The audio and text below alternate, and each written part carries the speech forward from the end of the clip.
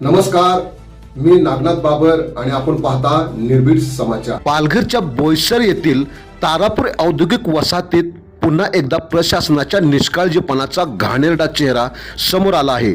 कोलवडे गावच्या हद्दीत सीईटीपीच्या पाईपलाईनला भीषण गळती होऊन विषारी रसायनयुक्त सांडपाणी अक्षरशः रस्त्यावर ओसांडून वाहत आहे।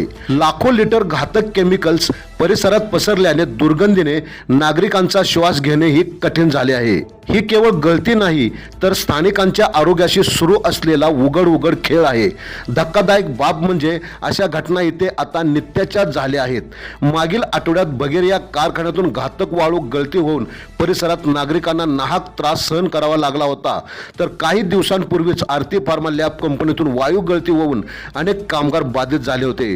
वारंवार होणाऱ्या या घटनांमुळे प्रशासन आणि संबंधित यंत्रणा झोपेतच आहेत का, असा संतप्त सवाल नागरिक विचारत आहेत।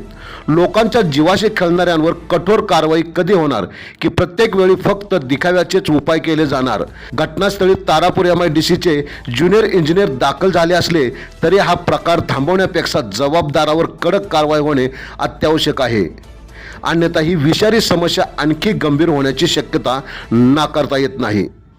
आपण पाहत राहा निर्भीड समाचार।